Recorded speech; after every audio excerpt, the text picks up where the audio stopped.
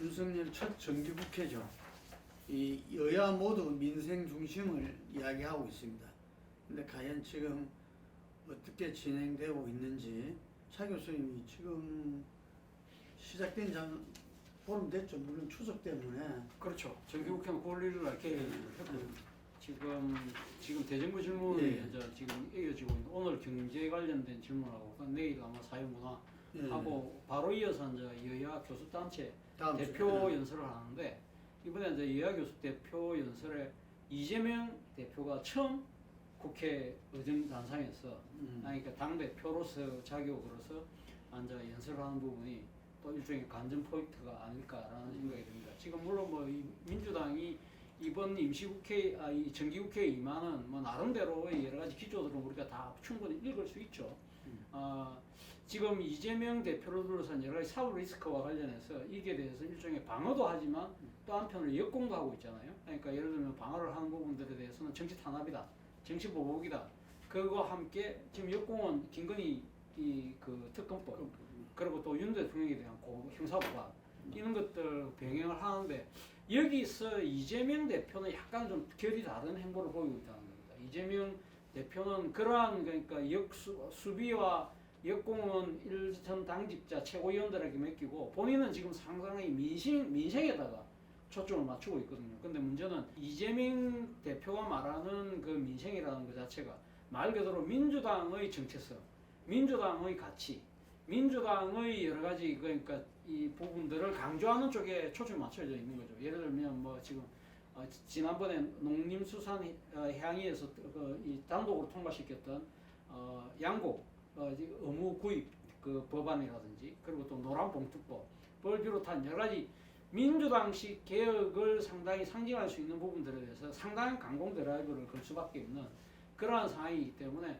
아마 본인 입장에서는 상당히 그러니까 나는 정쟁하고 내가 정쟁을 피해자고 타깃이지만 나는 그것이 개의치 않고 나는 민생을 하되 그 대신 우리는 민주당의 가치 더 나아가서는 뭐랄까요 그러니까 지금 개혁적 가치에다가 나는 초점을 맞춘다는 그러한 스탠스를 취하고 있다는 게 상당히 특징적인데 여기에 대해서 국민의힘은 무슨 소리냐 말 그대로 지금 민주당이 민생이라는 것 자체가 상당히 시장의 원리에 반하는 그리고 또 이 윤석열 대통령이 이야기하는 자유의 가치하고도 반하는 그러한 상황이기 때문에 우리는 도저히 용납할 수 없어. 이런 식으로 지금 맞서고 있기 때문에 상당히 민주당이 가방의석을 갖고 지금 드라이브를 걸고 있는 입법 문제에 대해서는 아마 말 그대로 전쟁 상황이 되지 않을까 하는 생각이 듭니다. 민주당이 이런 민생 문제에 대해서 과연 뭐 국민의힘이 끝까지 반대할 수 있을까? 이거는 상당히 그러니까 자기들 스스로의 지지율을 깎아먹는 것인데 라고 생각하면서 강하게 밀어붙일 가능성이 높고 반대로 국민의힘 입장에서는 상당히 민생의 그러니까 지금 시각하고는 조금은 차이가 있는 예를 들면 뭐 지금 그러니까 쌀 의무 매입 같은 경우도 지금 국민 예산이 상당히 많이 들어가잖아요. 그리고 또 그런 부분들이 식량 작업하고도 약간은 좀 포인트가 엇나가는 부분도 분명히 있거든요. 그런 부분들에 대해서 아마 맹점들을 강하게 공격하면서 이런 입법 전쟁이 상당히 치열할 것 같고 또 하나는 지금 이제 국정감사죠. 국정감사는 말 그대로 지금 민주당 입장에서는 거의 사흘적 아마 이 그 가치를 갖고 이번 국정감사에 임할 수밖에 없다. 윤석열 정권이 지금 이재명 대표와 그러니까 민주당의 여러 또 이 의원들에게 겨누고 있는 사법 칼날을 어떤 식으로 무디게 만들기 위해서 아마 총력전을 펼칠 것이기 때문에 그것도 두 번째 라운드가 정말 아마 뜨거워질 것 같고 마지막으로 예산인데요. 예산도 아까 우리가 이야기했던 인민간 예산을 비롯해서 아마 여러 가지 민주당이 반대할 수밖에 없는 예산들이 꽤 있습니다. 그런 부분들을 과연 어떻게 결말을 지을 것인가 정말 지켜보는 입장에서 흥미가 생긴다기보다는 약간은 좀 불안하다고 할까요? 그 정도로 상당히 양측의 아마 지금 그 대립이 상당히 치열해질 수밖에 없는 상황이라서 그런 것 같습니다. 여당인 그 국힘은 이 의석수에도 민주당이 밀리고 대통령 지지도도 지금 30% 초중반이고 그래서 어쨌든 간에 좀 힘은 상당히 좀 떨어진 상태에서 정기국회를 임할 수밖에 없을 것 같은데 어떻습니까, 강 소장님? 그래서 이 야당이 이럴 때 국정에 대해서 의석수로서 지금 위에 있는 상황에서 이재명의 기존에 주어졌던 국민적인 사실상 어떤 혐오라는 부분이 일정하게 있는 사람이 있어요. 이재명을 싫어하는 사람은 엄청나게 싫어합니다. 네. 근데 지금 이재명 측에서 밀어붙이는 내용들을 보면 뭐 아까 말한 쌀매임, 그 다음에 또 이 대중교통비 환급, 그리고 뭐 기초연금 80만 원 이런 이야기들을 하는데 그래서 이제 국민들이 언뜻 보면 이 사람들이 되면 만약 지금까지 하면 거의 뭐 차베스 수준으로 가지 않겠냐라는 우려를 하게 될 가능성이 있어요. 지금 여권이 내놓고 있는 부분을 보면 문 정권이 원전으로 이 굉장히 많은 돈을 낭비했다. 한전 등에 또 더 나아가서 태양광 문제로 낭비했다. 자 그리고 또 추경에서 2조 8천억을 안 썼다. 그 다음에 공무원 정원에서 9조 이상의 돈이 더 들어가게 했다. 또 비정규직 정규직 한다고 실제 정규직이 된 사람은 15%도 안 된다. 이런 이야기들을 다 공개를 하고 있거든요. 파퓰리즘에. 그러면 이재명은 뭐 정쟁에 초월해서 정책으로 간다라고 할 게 아니라 바뀌어진 모습을 보여야 되는데요. 그가 사실 성남시장을 하고 경기도지사를 했을 때 보여줬던 모습 중에서 그냥 의혹의 사실 여부를 떠나서 자기가 평소에 하던 행동과 자기가 권력이 쥐었을 때 이 했던 행동에 많은 괴리가 있었던 것은 분명한 사실입니다.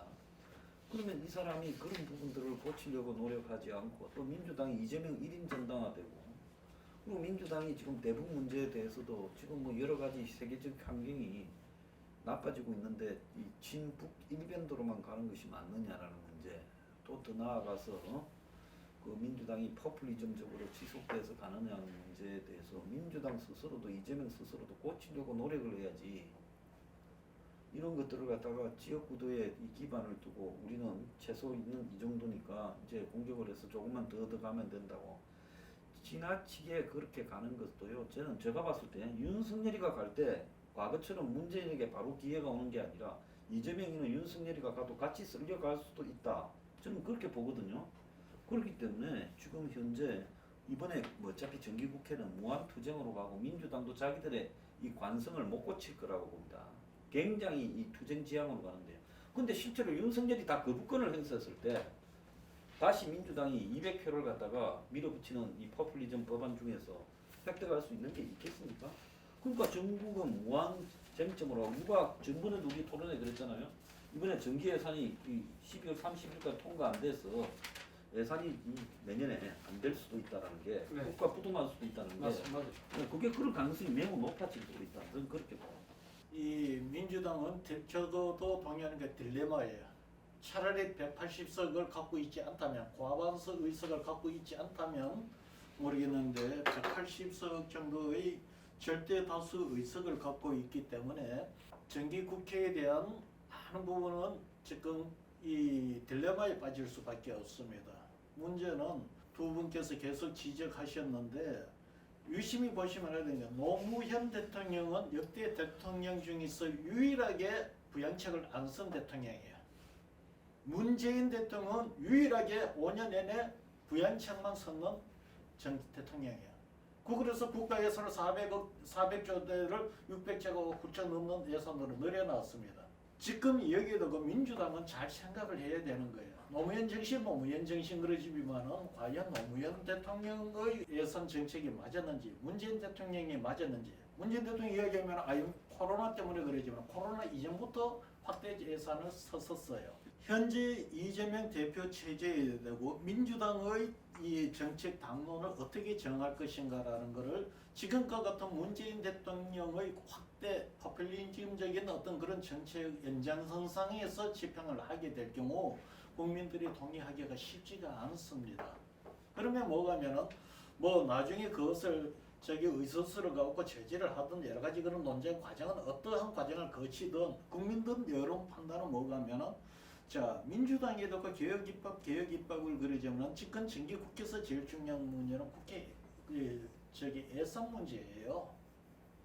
이 집권 400조에 되고 600조까지 늘어났는데 이것이 적합한지냐 문제, 조정을 한다면 어떻게 조정을 해야 될 것인지 문제, 이 부분에 대해서 이 합의가 이루어져야 되는데 내가 볼 때 지금까지 문제 제기하거나 지금 이야기하는 것은 그것이 조정이 될 가능성이 여지는 별로 없고 나중에 정치적 평행선을 긋게 될 텐데 거기에 대한 책임은 이 정기 국회에서는 국회 의석을 많이 갖고 있는 민주당이 잘못하면 더 큰 정치적 책임을 져야 될 가능성이 있다.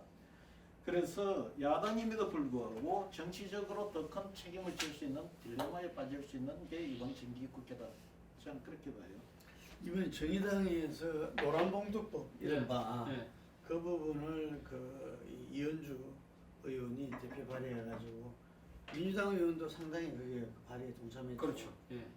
어떻습니까? 그 통과 가능성은? 저는 뭐 통과 가능성이 쉽지 않다고.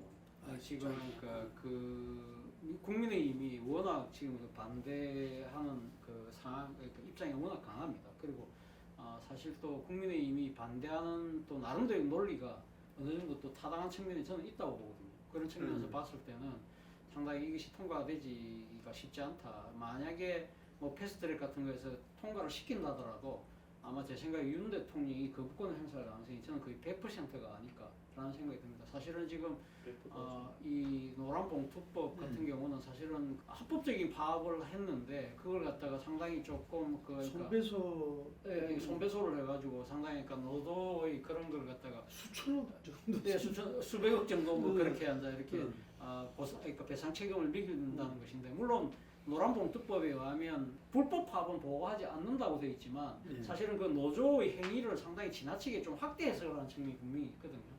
그러니까 노조원을 그러니까 지금 하청 이 업체들의 그런 그러니까 이 지금 원청에 대한 그런 그러니까 이거 하청 노조가 원청에 대한 그런 스트라이크조차도 보호하려는 그런 생각들도 갖고 있기 때문에 이런 부분들이 상당히 아마 지금 이 기업을 중심으로 해서 반대의 목소리가 워낙 크기 때문에 이러한 부분들은 또 윤석열 대통령이 지금 내세우고 있는 자유라는 가치가 사실은 어떻게 보면 이 지금 시장 질서에 일종의 정부의 개입이나 노조의 개입이나 이런 걸 상당히 좀 줄이려고 하는 쪽으로 가고 있기 때문에 이러한 부분들이 윤 대통령이 내세우고 있는 철학하고 맞지 않다. 그렇기 때문에 사실은 거기서 지금 현재 나와 있는 법대로 통과시키려고 한다면 저는 어려울 것이다. 그러나 모르겠습니다. 뭐 국민의힘하고 지금 그러니까 야당이 얼마만큼 정기충점을 찾을 수 있을지는 모르겠는데 지금 이 정의당이 내세우면서 일종의 앞서도 제가 말씀드린 대로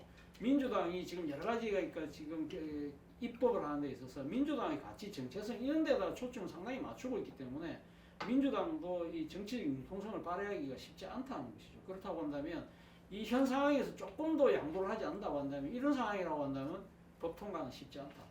김건희 특검법 운명은 어떻게 될까요? 어차피 뭐 그거야 특검법이 통과는 안 되겠죠. 거부권 행사를 할 거고 그렇게 이제 되는데 문제는 그 야당이 이걸 갖다가 이재명하고 엮어서 하는 부분이 아니라 그 김건희 특검법을 하니까 이게 이재명하고 엮어서 하는 부분인데 가만히 있어도 계속 에라를 하잖아요. 그러면 야당이 이런 부분에 대해서 당분간은 내가 야당 같으면 그냥 이 에라가 생길 때마다 계속 국민들한테 주지시켜주고 점잖게 그렇게 하면 할수록 내가 볼 때 국민적 염증이 이게 심화되어서 그야말로 소수의 극보수 지지자들 말고는 이 혐오를 느끼게 만들어야지 이걸 자꾸 들이밀면서 이재명을 김건희로 서로 퉁치려고 하면 이거는 내가 볼 때는 이재명에 대한 어떤 국민 여론에도 안 좋다고 봐요. 그래서 김건희를 어떻게 다루는가라는 이거는 여건에 어쩔 수 없는 그야말로 완전 마지막까지 남아있을 고질적 병하고 비슷하다. 그 자꾸 환기시켜주는 것만으로도 충분하다. 오히려 특검법 같은 게 더 무리수를 두고 있다는 거예요. 제가 한 소장님 말씀을 조금 보태면 저는 이 김건희 특검법에 대해서는 결국은 향후 캐스팅 보트를 많은 사람들이 조정원 의원이라고 그러는 거예요. 제가 생각했을 때 캐스팅 보트를 쥐고 있는 것은 민심입니다. 사실은 이 김건희 특검법이 김용민 의원을 비롯해서 일부 의원들이 발의했을 때만 하더라도 민주당 내에서도 말도 안 된다. 뭐 지금 그러니까 이 지금 국민들한테 역풍자초한다. 상당히 반대의 목소리가 높았거든요. 그런데 지금 불과 한 달도 안 되는 사이에 민주당이 당론으로 발의를 했습니다. 그럼 그 왜 그러느냐? 김건희 여사에 대한 여러 가지 의혹들이 전국되면서 국민 감정이 확 바뀌어 버렸거든요. 대표적으로 도이치모터스 재판 과정에서 김건희 여사가 사실은 그러니까 이 2차 주가 조작 때도 상당히 그러니까 자신의 계좌를 맡겼다는 정황이 드러났고, 그리고 지난번 재산 신고 때 이 지금 장신구에 대한 논란도 일어나면서 완전히 여론이 확 바뀌어 버리니까 민주당도 이거 그럼 당론을 밀자 해서 169명 전원의 이름으로 발의를 했거든요. 자, 그렇다고 한다면 앞으로 그러면 민주당이 지금 이 현재 상황에서 특검법을 밀고 가기가 저는 쉽지 않아 보이지만, 우리가 아까 이야기했던 대로 뭐 영민감 문제다 이러면서 김건희 리스크를 이 윤석열 정부가 제대로 방어하지 못하고 깔끔하게 해소하지 못하면 그 때문에 상당히 여론의 지지가 상당히 떨어지고, 그리고 민심이 상당히 흉흉하게 되면 그거는 어떻게 될지 모른다는 거예요. 그 지난번에 2010년도입니까? 그 내곡동 특검 같은 경우 그때 당시 한나라당이 절대 가반을 갖고 있었습니다. 그런데도 여론이 나빠지니까 결국은 대통령 아들을 특검 수사 선상에 세울 수밖에 없는, 내곡동 특검을 받을 수밖에 없는 것이거든요. 그렇다고 한다면 지금 현재처럼 윤석열 대통령 지지율이 만약에 30% 계속 오르내리고 김건희에 대한 여론이 악화되면 그거는 민주당이 밀어붙일 수밖에 없고요. 밀어붙여서 만약에 통과되면 윤 대통령도 그걸 거부하기가 쉽지 않은 상황으로 몰릴 가능성도 있습니다. 그 때문에 적극적으로 이 김건희 리스크를 더 빨리 선제적으로 빨리 차단할 필요가 있다니까요. 거부 안 하면 집에 못 들어가는데 거부. 제가 볼 때는 저는 이렇게 봐요. 아마 윤석열 대통령은 이 특검이지 절대로 수용을 못합니다. 안 합니다. 두 번째, 그 당시 과거하고는 비교할 수가 없는 게 이미 여야 간의 어떤 그 양극단적 지지 성향이 너무 고착화되어 있어갖고, 과거의 내곡동하고 이거는 달리 제가 볼 때는 이걸 하든 안 하든 아까 말씀드렸던 그 30%에서 35% 지지율에 그냥 가는 한이 있더라도 내가 볼 때는 그 특검을 안 받을 것이라고 봐요. 정치 공세로서 민주당에서는 할 수는 있겠죠. 그게 지금 국힘당 현 정부의 또 다른 딜레마죠. 그건 무슨 이야기가 하면은 확실한 지지층만 갖고서 임기를 그냥 가겠다. 총선은 그건 당의 고민이지 정부의 고민이 아니니까 나는 그렇게 읽혀요 지금. 예, 지금 김건희 특검에 대한 찬성 반대가 윤석열 정부 국정 운영에 대한 지지와 비지지 부분은 딱 일치해요. 일치하죠. 일치하죠. 딱 일치해 이게. 그래서 부는 일심동체다는 말이 있는 것 같습니다. 민주당 이재명 민주당 당대표에 대해서 여러 우려와 이 걱정들이 많아서 국회의원 출마도 문제시될 수 있다. 더더욱 당대표는 민주당의 앞날을 위해서도 이 바람직하지 못하다라는 이 이야기들이 많았지 않습니까? 그런데 그럼에도 불구하고 당대표가 77.7%로 됐어요. 예, 됐는데 지금 뭐 민생 우선을 이야기하면서 하는데 점차 지금 기소는 하나씩 되고 이루어지고 있어요. 이게 지금 또 위례 신도시도 상당히 지금 이 검찰에서 다시 소환해서 그걸 하고 대장동도 재수사를 지금 검찰에서 하고 있고 이런데 요건 어떻게 보십니까? 지금 이재명 사법 리스크 정말 본인 말대로 그냥 이 저쪽에서 이렇게 찍어 누르려고 하는 건지 아니면 실체가 있으면서 이것이 앞으로 민주당의 앞날에 정말 큰 어떤 이 난관으로 작용될지. 저는 이재명의 조국화가 될 가능성도 이재명이 예. 잘 봐야 된다고 봐요. 조국화. 조국 같은 경우에 본인이 아니라고 하고 민주당 지지자들이야 뭐 조국 지지자들이야 그대나 가 조국인이 뭐 영화도 30만이 넘게 보고 조국을 억울한 사법의 피해자처럼 이야기하지만 솔직히 정상적 시각을 가지고 있는 보수 진보를 떠나서요. 조국이 자기 딸을 가지고 지금 자식을 가지고 스펙을 만들려고 노력을 했다라는 사실에 대한 부정은 솔직히 말하면 조국이 지금 하는 이야기는 버스 안에서 소매치기가 잡혔는데 음. 나만 소매치기냐? 저도 소매치기고 저도 소매치기고 이렇게 말하는 거하고 똑같은 이치거든요. 근데 이재명이 김문기에 대해서 부정하고 있는 부분이 저는 부분을 한번 보세요. 이게 사법 처리 여부를 떠나서 상식적 수준에서 김문기를 몰랐다고 하는 이재명의 말이 이게 국민들 다수에게 납득이 가겠느냐? 물론 이재명이 그야말로 뭐 악마라도 이재명을 지지하는 사람이 전 30, 40% 최근에 거기서 언급을 지금 안 하고 있죠. 예, 그러니까 안 그러니까, 네. 된다 이랬어요. 이게 지금 사법 리스크가요 하나씩 구체화되어 갈 거라고 저는 보고 있습니다. 그리고 검찰의 공소 내용을 구성할 거라고 보고 있어요. 왜? 지금까지 문 정권에서는 이재명에 대해서 이렇게 뭐 혼 좀 내고 싶다라는 생각이 있었지만은 끝까지 끝을 봐야 되겠다라고는 안 했는데 윤 정권도 초창기는 그렇게 안 했는데 지금 가만히 보니까 윤 쪽에서 나중에 개헌을 하든 뭐 임기를 갖다가 뭐 안 채우고 뭘 하든 그런 걸 넘어서서 이재명 부분에 대해서 손을 대지 못하면 윤석열 정권이 유지될 수 없다라고 보고 이제 김건희에 대한 공격의 핵이 이재명이다라는 부분 그러면서 지난번에 대통령에게 영수회담을 제안했을 때 거부했잖아요. 그 거부라는 거는 당신과 김건희 문제를 바꾸지 않겠다라는 부분이고 그거는 그 배경에는 아마 검찰 정권이니까 검찰 수뇌부들을 불러서 이 부분에 대해서 논리적 사법 처리의 여건에 대한 걸 구성할 수 있겠느냐라는 회의를 했을 거라고 봅니다. 상식적으로.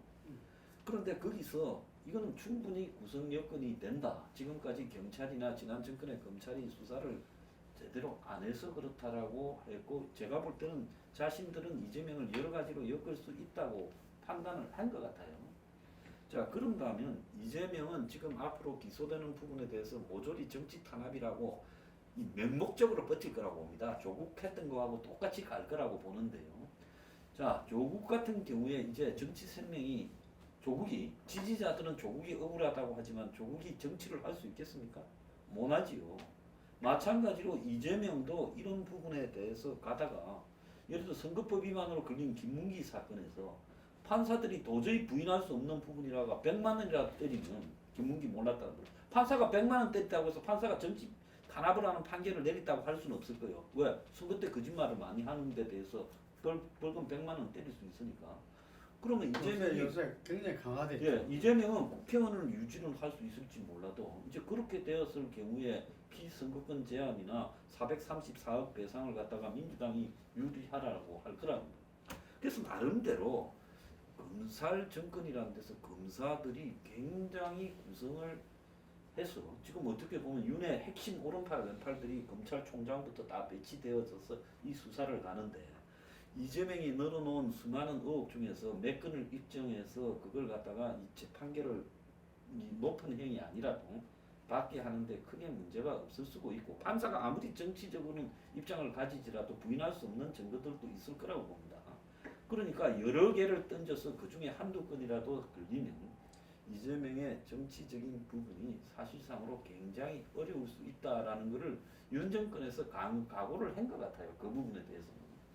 그렇게 본다면 이재명이 앞으로 속도 싸움을 하고 있을 거라고 봅니다. 대법원에 확정될 때까지의 시간이 있고 그 전에 윤 정권이 무너지고 경제 위기가 닥쳐서 윤 정권이 거의 무정부 상태가 되면 자기가 빠져나올 기회가 있을 거고 그러지 못하면 죽을 수도 있다라고 생각을 할 거라고 봐요. 그래서 이재명은 지금 윤 정권에 대해서 엄청난 공격을 지금 정기국회뿐만 아니라 앞으로 장외에서도 하면서 서둘 것이다라고 생각이 듭니다. 그 외에 사법적 결과로는 저는 못 빠져나온다고 봐요.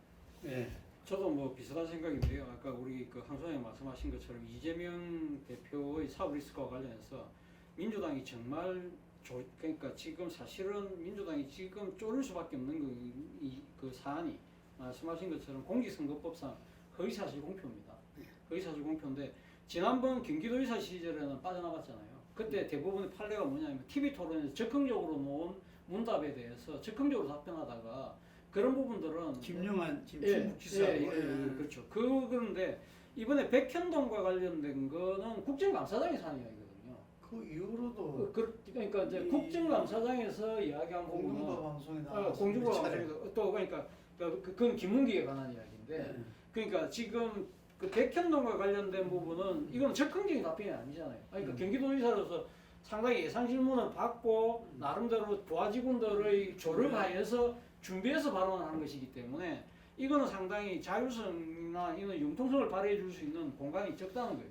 그리고 김문기 같은 경우도 방송에서 그 이야기를 했는데 사실은 김문기와 친하다는 부분은 지금 영상 자료가 지금 차고 넘치잖아요. 이런 부분들이 결코 빠져나가기 쉽지 않다. 그리고 추가적으로 지금 사업적으로 진행되는 상황 중에 제가 생각했을 때 가장 아킬레스건은 쌍방울입니다. 쌍방울 변호사 대비가 성남 FC 후원금 그러면 두산이고 쌍방울은 변호사비 대납.